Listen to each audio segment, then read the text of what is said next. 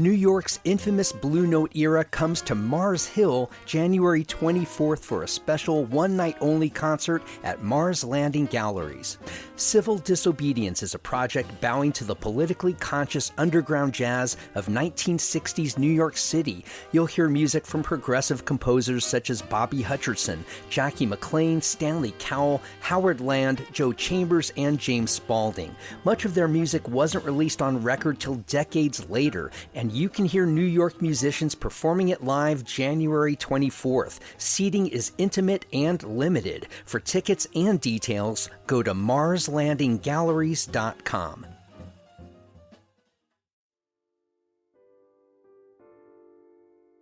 This is The Overlook with Matt Peiken, a podcast about the news, arts, issues, and trends of Asheville, North Carolina. This is the second half of my conversation with local Jewish leaders. If you missed the first half, stop now, go back one step in this podcast feed, and listen to part one. My guests today are Rabbis Batsheva Meiri of Congregation Beth Hatafila and Mitchell Levine of Congregation Beth Israel, along with Frank Goldsmith of Carolina Jews for Justice and Sharon Farr, who has documented much of Asheville's Jewish history. We want people to condemn the massacre on October 7 without trying to diminish the horror of that event by contextualizing it and saying that it's because of some root cause of Palestinian oppression. Because we don't believe that whatever might have happened or what might still be happening to Palestinians in the West Bank and in Israel and wherever cannot justify that kind of horror that was visited on people. In the vapors of Hamas's October 7th attacks in Israel and the ensuing war, we delve deeper into the impact on local Jews, the documented rise of antisemitism, particularly at colleges, and the distinctions and double standards of how Israel and Hamas conduct themselves in this conflict. I also ask what these Asheville leaders want to see happen once the smoke of war clears. What are your feelings about what Israel should do at this point? We had a ceasefire for a while. Now it's back on the battlefield. I think still people look to Hamas should release hostages, Israel should back off. Is it that simple? And then what happens? What do you want Netanyahu and the government to do? What are you calling for as leaders in our Jewish community? What do you want to see happen? That's the million-dollar question, and I can only answer it on a big ideological level. I want Israel to emerge from this war with its humanity. I think it's trying really hard, and it is traumatized and shattered, and for very good reason. I want there to be justice for Palestinian people who are credible partners and actors in wanting to live in the region next to a sovereign Jewish state and amongst Jews. I think that would be wonderful. I think that there are voices within the Palestinian community that could be uplifted, and I hope they will be. I hope there'll be space for that. And I do want to say that despite how people feel, and this is a war about feelings or a debate about feelings, despite that, the Israeli army has embedded in its training a whole purity of arms ethics code. It is part of the very basic training that every single IDF soldier goes through, where they are to understand the rules of engagement and what's permitted and what's not permitted. That has always been the case. And this moment is no different than all those other moments that Israel has had to be on the defense for its existential right to exist. And what I really hope is that there is some end and dismantling of the organization of Hamas, and that the Israeli people and the Palestinians who will live amongst them and with them will be able to find a way forward together. That's what I hope. That's pie in the sky when you talk about how people feel. But I want Israel to, and I think all American Jews want Israel to maintain its highest values. And just having been there, I know that there are rules and procedures of how they're going house to house. It's taking them a day to gain a meter of ground because they send 2 dogs in before they even go into a house. They are trying to be very careful. And at the same time, though, you're talking about on the ground, and I think a lot of people see bombs are indiscriminate. That while there might be careful militant operations on the ground and operating by this code that you're talking about, I think the images that I was referring to are also of bombs. And here's where I think we have a problem, because I think Hamas is very familiar with the Geneva Conventions, which say that hospitals should be off limits. I think that is part of the strategy. Oh, I think a lot of people believe that. So all these people who have all kinds of outrage as to how Israel is prosecuting the war, give me a strategy that works better.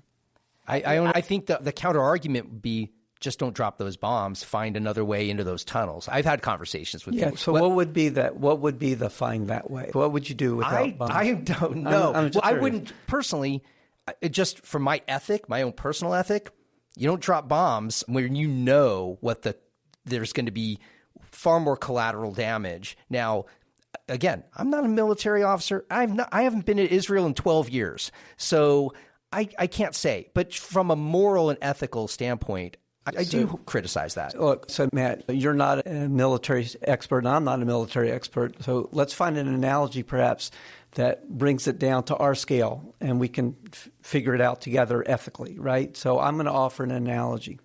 Let's say you have a situation, God forbid, where there's an active shooter downtown. And the active shooter has an assault rifle, and they're shooting at people on the sidewalk. There's a patrol car or a handful of police officers, SWAT team, whatever you call them, right?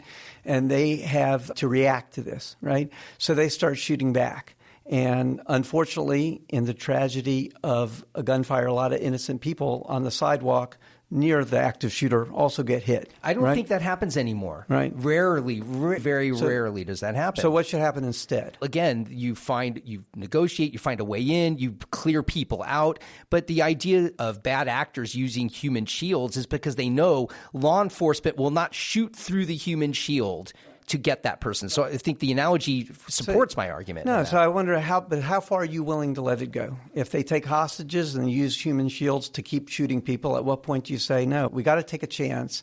We got to do what needs to be done. I guess it's on a case-by-case basis, but right. When you're beneath a hospital and you know there are legitimately injured and sick people in that hospital, Hamas cravenly beneath that hospital using a tunnel system, I think there's got to be a way out of these tunnels. Let's find a way out and get into those tunnels somehow. Maybe I'm naive. I think that is asking a bit much of the Israeli military. I'm not an expert either, although part of my military duty was to instruct troops and their commanders on the law of war during the Vietnam War when I was serving. And Israel, as rabbis have said, makes every effort to comply with the law of war. There are principles that they adhere to. There's a principle of distinction, which means distinguishing a legitimate military target from a civilian target. That is complicated by the fact that Hamas creates military targets out of what otherwise would be civilian targets. How do you do that operationally? How do you go after that?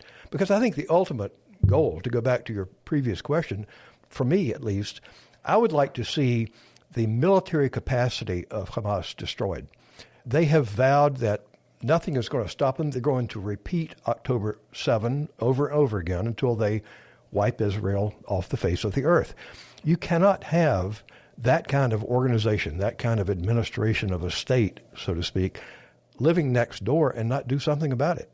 And so these calls for a ceasefire, I think, are really misplaced. How can you reward Hamas for that behavior by saying, okay, you get a pass, we're going to cease fire? So there's the principle of distinction, there's the principle of proportionality, and Rabbi Levine was spot on about that it's not a tit-for-tat thing. It is what is the level of force required to mitigate the threat that you're facing.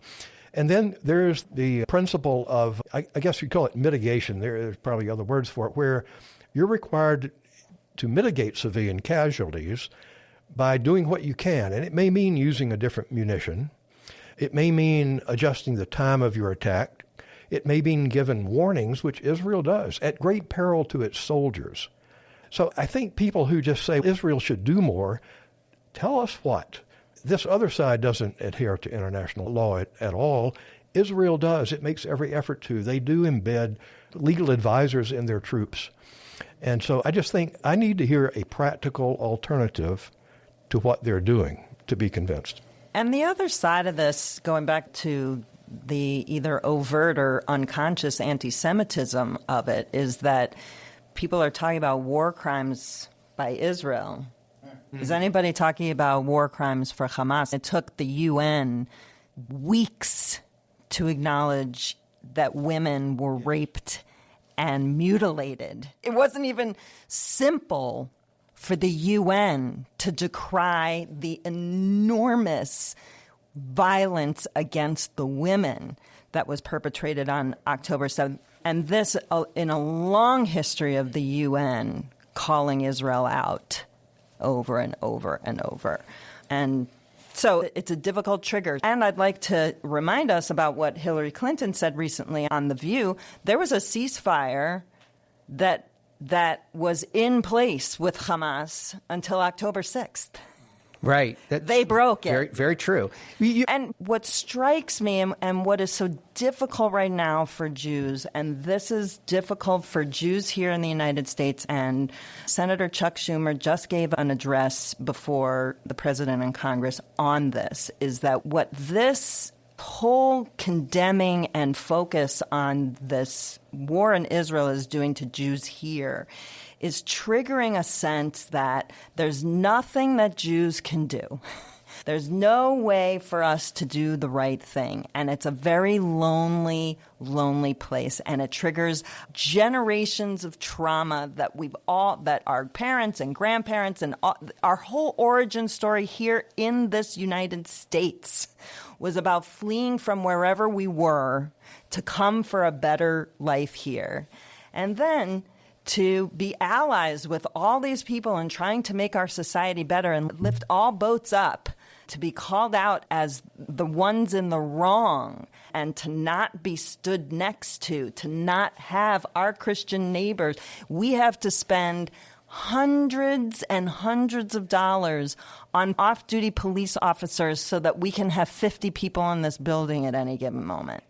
The fact that is the case, and not because of our own hysteria, but because the police and the FBI and all of our sources say this is what's necessary in this country today in 2023.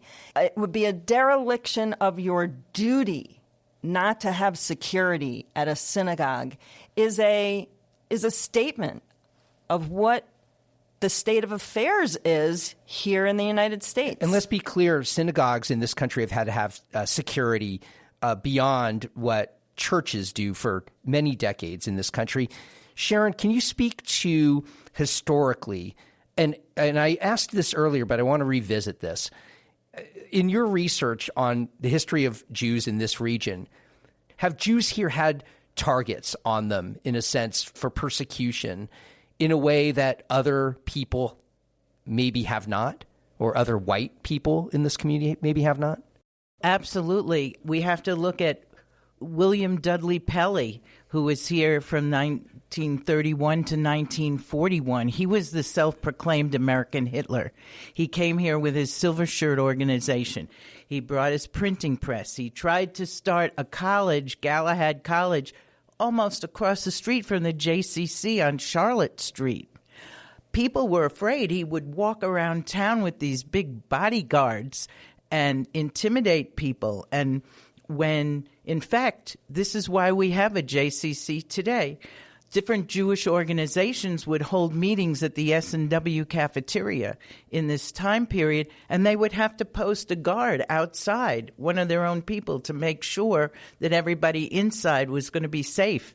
And so by 1938, they said, we need our own safe space, and they purchased a house to have a JCC. That's why it was formed at that particular time. What are local Jews doing now to either work with others in the community or to mobilize amongst themselves to make statements in this community, to try to change the tenor of the conversation, the tenor of the way people think about Jews? What's happening on the ground now in your congregations, at the JCC, elsewhere in this community? The Jewish Community Relations Council recently came out with a written statement. Can you give me the thrust of this statement? You don't have to read the entire statement, but tell me what your goal was with this statement. I wrote it in connection with a lot of people. It's not solely my work. I'm on the Jewish Community Relations Council, and we felt that it was incumbent upon us to speak out about what happened on October 7th and about the anti-Semitism that has arisen because of it. Now, and I'll make clear, the Jewish Community Relations Council is not solely about combating anti-Semitism. In our mission statement, we're against all forms of hatred and bigotry, discrimination, expressly including Islamophobia as well. But in this time, we wanted to make a statement, and one of the things we have said is that we want people to condemn the massacre on October 7 without trying to diminish the horror of that event by contextualizing it and saying that it's because of some root cause of Palestinian oppression. Because we don't believe that whatever might have happened or what might still be happening to Palestinians in the West Bank and in Israel and wherever cannot justify that kind of horror that was visited on people. And so there's this tendency of both sidesism or false equivalency of treating them the same or saying it's a cycle of violence and one inevitably flows from the other. We don't think that's true. So we had a brief statement that speaks to that and speaks to the increased threats, especially on college campuses, I want to say, because it is a really fraught place for a Jewish student to be right now on a college campus. Sharon, can you talk about this? Your book talks about the Jewish presence and the Jewish accomplishments and achievements at UNC Asheville and the number of Jews who've made significant contributions to that university. Frank alluded to that on college campuses, it's increasingly challenging to be Jewish. Do you get the sense, or do you know whether that is happening at UNC Asheville, despite the history of significant achievement and contribution of Jews to UNC Asheville? I think that students don't look at history. They don't see lessons in history. And while this generation before us was so engaged with UNC Asheville, it's just a name. It's just names. It's just a plaque on a wall, is what you're saying. Yeah, I don't think they really think about the connection of it. They don't have the same connections that we do. Frank, you wanted to add to that? I'll just add to that because here at UNCA, as well as at UNC Chapel Hill, there have been recently, in the last weeks, events sponsored by very pro-Palestinian professors that sometimes call for the eradication of Zionism and the dismantling of Zionism, or use these rhetorical bombs like apartheid and genocide and colonialism and so on. And the professors are teaching the students in those sessions that's the truth. How do you know that? How do you know that to be true? That kind of discussion is happening in class. Okay, I'm talking about in events like a session, I don't know what you would call it, whether it's in a class session or an event on campus. I've seen the emails at UNCA through a source, okay, and push back against that. And I've read news accounts about what's happened at UNC Chapel Hill. Very inflammatory language. I do know and correct me if I don't have the whole picture on this. I know that there has been pro-Palestinian protests in Pax Square that was, by all accounts, peaceful. I don't recall anything that has been a pro-Israeli public event. I don't think anything like that has happened around here. Has anything, to your knowledge, happened like that? Not to my knowledge. Our advice to people when we've heard about pro-Palestinian events, and they have every right to do that. It's a First Amendment. Sure, I'm not denigrating right that. I'm just saying to do that. But we've suggested not to try to have a counter-protest. And as far as I know, we haven't organized protests. We've had a vigil at the synagogue, as Rabbi Levine mentioned, but not I guess it would be a pro-Israel protest protest. against Hamas. I know.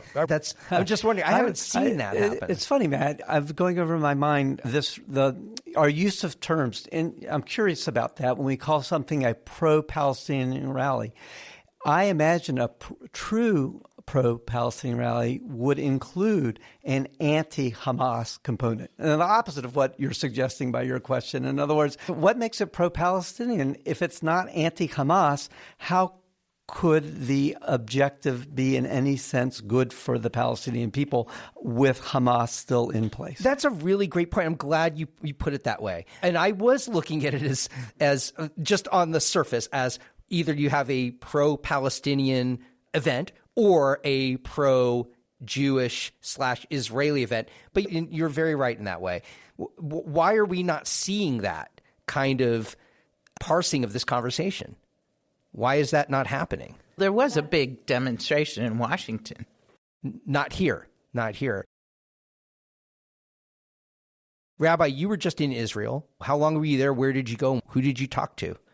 I was there for 3 days, and I went to places where people have been internally displaced from the south, from kibbutzim and cities in the south that were part of the massacre, and school children, and hearing firsthand accounts of people who had to hold the doorknobs of their safe rooms while people were outside wanting to kill them, and hearing their neighbors being killed. It's a horrible thing. And then in addition to that, hearing from thought leaders who are really trying to answer that question that you asked before, which is, what do we hope to see the day after the fighting? What is it that we want to build in place of all of this destruction? And I think that there's a lot of internal soul searching that's going on. And I will say that there's at least one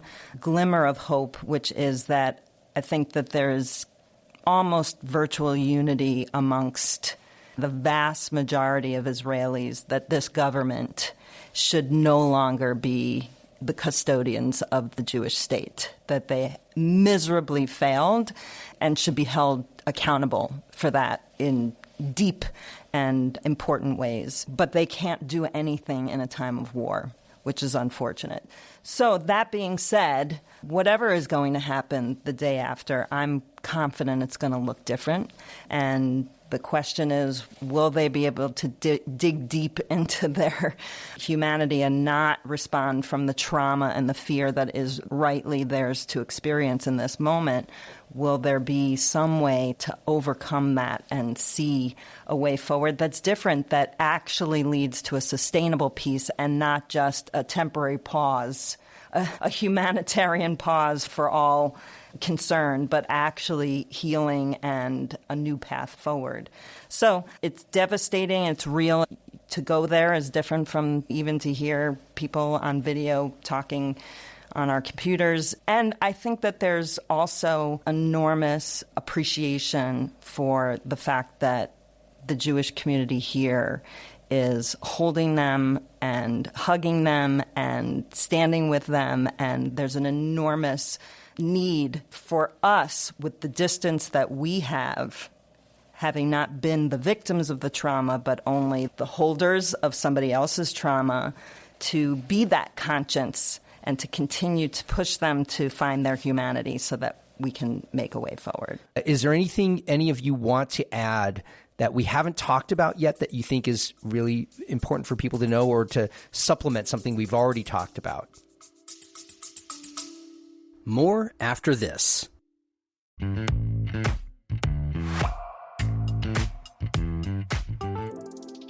The First Look newsletter brings you news headlines from all over Asheville every weekday morning. You can scan it at a glance and see if there's something you've missed or just need to know more about.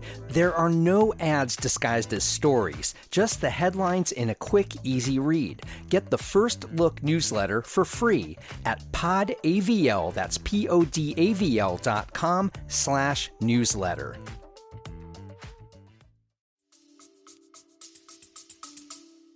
So, Matt, one of the things that you brought up, I think, repeatedly is we're very focused for obvious reasons on what's going on in the Middle East, what's going on in Israel and Gaza.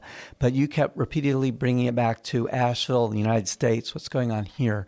And that really struck a chord with me. As a rabbi, I don't have any special sources of knowledge. I get my information from the same newspapers and social media and television stations that you and everybody else does. And one of the things that I've noticed that I'm still trying to get my head around is what's an acceptable way of talking? What's an appropriate way of thinking? Like a short while ago, and I think Rabbi Miri alluded to this with her comment about the good people on both sides. When we had in Charlottesville right-wing extremists chanting, "The Jews will not replace us, the Jews will not replace us," I didn't see any attempts to contextualize that, to say, oh, what those people really mean is that they've been economically victimized by global capitalism and their factories have closed, and that's why they're saying these things, right? But when we see from the river to the sea, Palestine will be free, that to me is the equivalent of the Jews will not replace us. It's saying the same thing. It's saying Jews do not belong.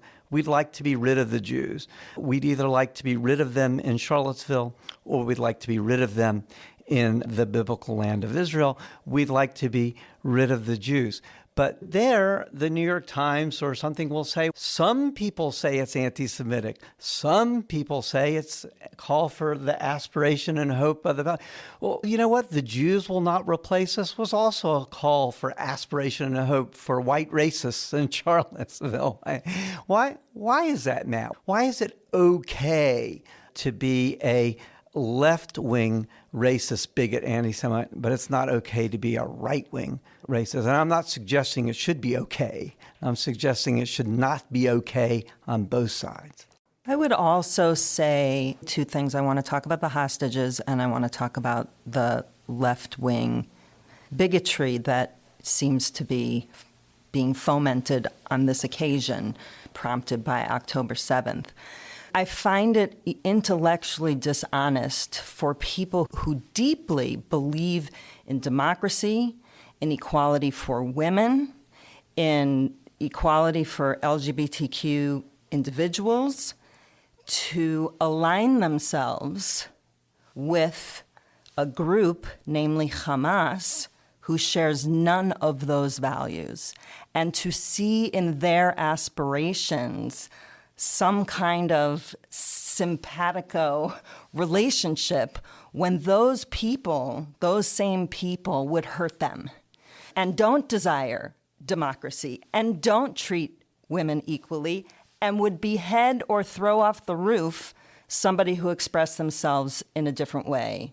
So I want to just call that out because, again, that to me feels at least unconsciously anti-Semitic and not intellectually honest. But I also want to say that on my trip to Israel, while it was enormously painful to meet with people who were firsthand survivors of the massacre, it is the deepest pain to have visited in the hostage square in the middle of downtown Tel Aviv, where literally the family members are standing there holding pictures of their loved ones who are being held captive, that the Red Cross has not been vigorous about their responsibility to visit with those individuals, to affirm whether they're alive or dead, to affirm that they are healthy and being treated properly, that essentially what Israelis are saying is the Red Cross has been like Uber and nothing more. A transport, a car that takes a few hostages from Gaza back to Israel, and not the moral institution that the Red Cross should be and the moral player that it needs to play. And that this isn't a humanitarian crisis of the utmost, with 30 countries represented in that hostage population, that this is not the thing that we're talking about. I'm wearing, I have bling all over my body about remembering that there are people who are sitting 40 meters underground in the dark, being tortured, eating toilet paper that's soaked with the water of walls because they're not being fed anything else, but the toilet paper that they're supposed to use to clean themselves becomes their food. This is a crime against humanity of the utmost proportions, and the fact that is not on the front page of the newspaper every single day, that somebody's picture, you can't go on a street in Jerusalem or Tel Aviv or anywhere in that Jewish state without looking in the eyes of a captive and saying, this is wrong, we've got to do something. And unfortunately, there is a human tendency to forget. And I just wanted to take the time to say this is not something that we can forget, because we can talk all about how 1,200 people were massacred and everything else. There are still, I think, 160 people whose fates we do not know. We don't know if they're alive or dead. We don't know if they're being held by Hamas or elsewhere. We don't know if they've been dead for a long time. And their families are living in a different universe.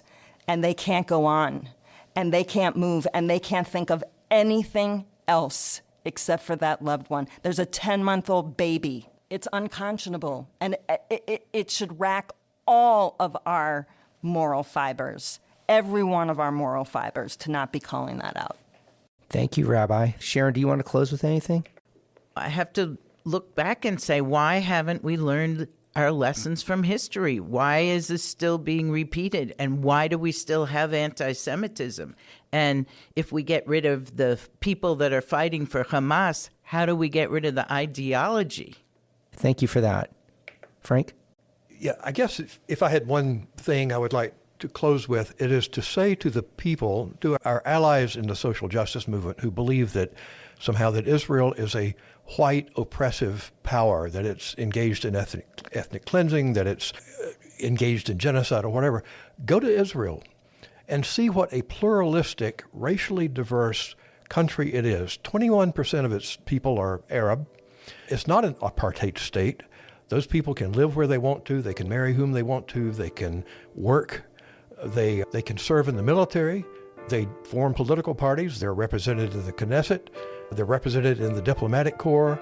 An Arab is served on the Israeli Supreme Court. The list goes on. This is not an apartheid state. It is not a white state.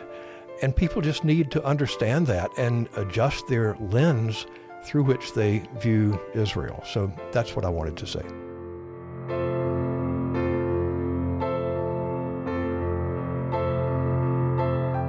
I want to thank my guests, Rabbis Batsheva Meiri of Congregation Beth Hatafila and Mitchell Levine of Congregation Beth Israel, along with Frank Goldsmith of Carolina Jews for Justice and Sharon Farr, who has documented much of Asheville's Jewish history.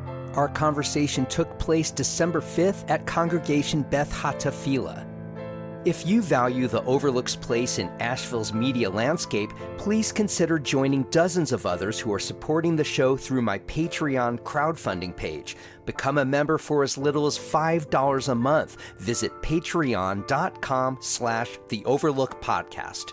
Our First Look newsletter gives you just a handful of daily headlines from around the local media landscape to get you on your morning. We also have a weekly newsletter devoted to all things The Overlook that hits you every Friday. Both are free and available at podavl.com/newsletter. Our theme music for The Overlook, Maker's Song, comes courtesy of the Asheville band The Resonant Rogues. The Overlook is a production of Podcast Asheville. New episodes come out every Monday, Wednesday, and Friday wherever you get your podcasts. You can find us on any social media channel at AVL Overlook. And I'll see you on the next episode of The Overlook with Matt Peiken. Curious how the word y'all has conquered the English-speaking world? Ever wonder why there are so many dollar stores and what they mean to the American landscape? I'm Anissa Khalifa, host of the new podcast, The Broadside, from North Carolina Public Radio. We explore stories at the heart of the American South. Each week, we go beyond the headlines and cover a single topic that impacts our region, and explain how it reverberates across the country. Follow The Broadside wherever you get your podcasts.